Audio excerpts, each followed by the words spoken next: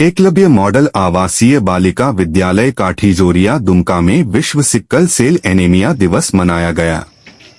झारखंड की उपराजधानी दुमका में दुमका प्रखंड के एकलव्य मॉडल +2 बालिका आवासीय विद्यालय काठीजोरिया दुमका में बुधवार 19 जून 2024 को विश्व सिक्कल सेल एनीमिया दिवस का आयोजन किया गया। इस कार्यक्रम का उद्देश्य आदिवासी बच्चों को सिक्कल सेल एनीमिया नामक बीमारी से बचाव के लिए जागरूक करना था। इस कार्यक्रम में मुख्य अतिथि के रूप में जिला परिषद अध्यक्षा श्रीमती जोएंस बेसरा, रवि जैन भारतीय प्रशासनिक सेवा परियोजना निदेशक ITDA Dumka, civil surgeon Dumka lieutenant Sumita Singh, principal incharge Eklavya model आवासीय बालिका विद्यालय काठीजोरिया दुमका उपस्थित थे। दुमका से मारूफ हसन की रिपोर्ट। चैनल को सब्सक्राइब और लाइक जरूर करें।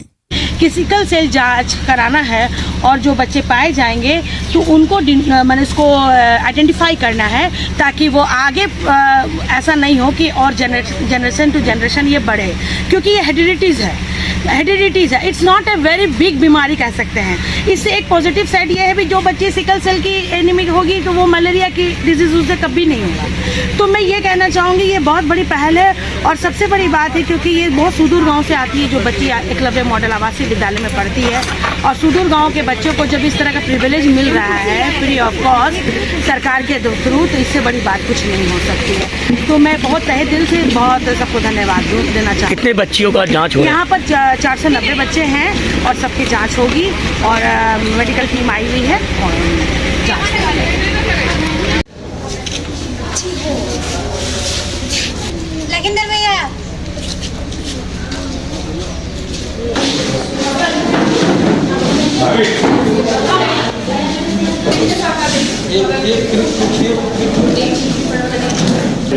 कोई दिक्कत नहीं हो जाएगा।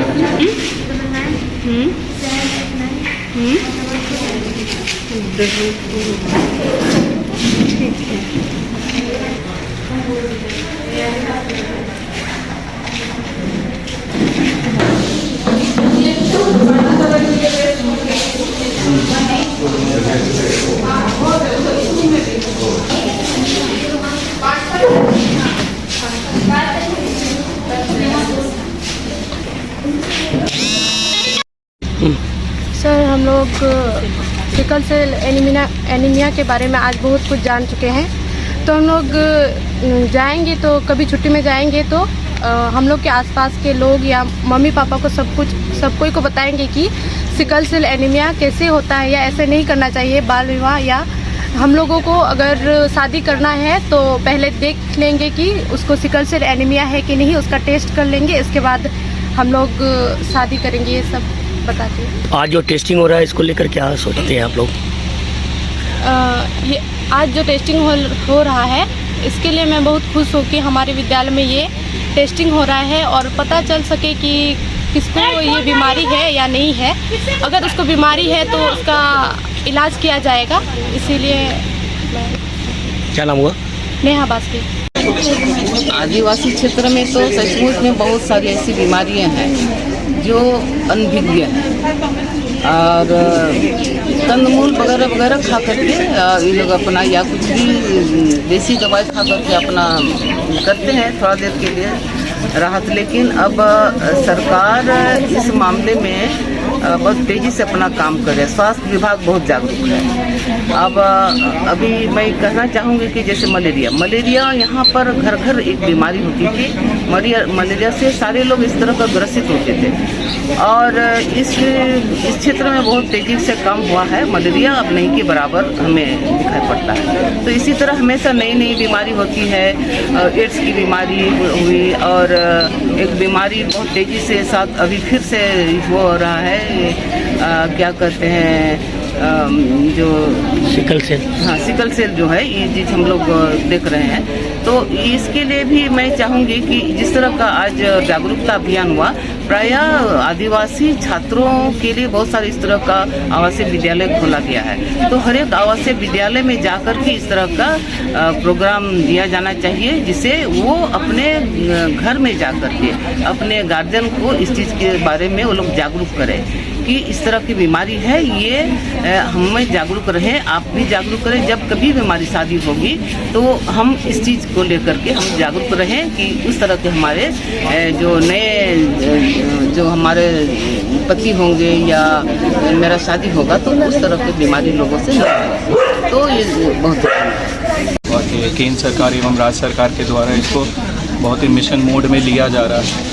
और क्योंकि ऐसा देखा गया है कि ट्राइबल बहु क्षेत्र में ट्राइबल कम्युनिटी में प्रीडोमिनेंटली ये डिजीज़ को है, और क्योंकि ये जेनेटिक डिसऑर्डर है और इसका ट्रीटमेंट अभी बहुत वाइड स्प्रेड नहीं है, इसको लेके इसमें हम लोग यही कर सकते हैं कि जो कैरियर है, जो बच्चियाँ कैरियर है, उनको हम लोग स्क्रीनिंग करके आइडेंटिफाई कर लें, और आइडेंटिफाई के पश्चात उनको कभी भी हम लोग मतलब ये अवेयरनेस दें कि जब शादी वो करे तो वो सिकल सेल टेस्ट को रिपोर्ट को ज़रूर मिला है। अगर दोनों हस्बैंड वाइफ दोनों पार्टनर अगर सिकल सेल कैरियर होते हैं तो फिर आगे के जनरेशन में डिजीज़ होने के प्रीडोमिनेंट ज़्यादा होते हैं, चांसेस ज़्यादा होते हैं। तो उसी को प्रिवेंट करने के लिए आज ये टेस्टिंग ड्राइव चल रहा है स्टेट की तरफ से, और अवेयरनेस ड्राइव चल रहा है। और हम लोग इस पे यहाँ पे एकलव्य स्कूल में आज जितने भी 400+ बच्चे हैं उनका यहाँ पे टेस्ट करवाएंगे। और ये जो ट्राइबल जो होते हैं, आदिवासी जो बच्चे बच्चियाँ हैं, ये उनमें ये ज़्यादातर लक्षण पाए जाते हैं। सिकल सेल एनीमिया में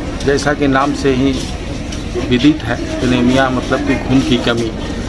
जिस भी बच्चे को होगा, यदि वो सीवियर है, डोमिनेंट है, तो या तो पैदा लेते ही उसकी मृत्यु हो जाएगी, या 1, 2, 3 साल, 7 साल, मैक्सिमम 8 साल तक वो ब्लड ट्रांसफ्यूज़न बार बार करने के बाद भी घर वाले भी और बच्चे भी, और कभी कभी खून की कमी भी कारण बनता है, उनको मौत का कारण हो जाता है। जो रिसेसिव रहते हैं वो ज़िंदगी जीते हैं। आज जो हम लोग जो ड्राइव चल रहा है, इसका मेन है कि हम लोग जांच करके ये देखें कि कौन कौन जो यहाँ पर बच्चे या बच्चियाँ हैं जो सिकल सेल से इफेक्टेड हैं। यदि वो सिकल सेल इफेक्टेड हैं, अर्थात वो रिसेसिव हैं, जो अभी इस उम्र तक वो आ गए हैं, उन्हें हम लोग ये सलाह देंगे कि एक कार्ड है कि जब भी वो शादी करें तो लड़के का भी ये देखा जाए कि उनका सिकल सेल का टेस्ट होना चाहिए। यदि वो भी रिसेसिव है तो 2 रिसेसिव कभी शादी न करें, तो आने वाले जो बच्चे होंगे उनमें भी ये फिर डोमिनेंट हो जाएगा। तो एक रिसेसिव दूसरे नॉर्मल से शादी करें, और धीरे धीरे 5-7 जनरेशन जाते जाते ये बीमारी स्वयं में ही एक दफन हो जाएगा और एक कहानी का एक हिस्सा बन के रह जाएगा। बस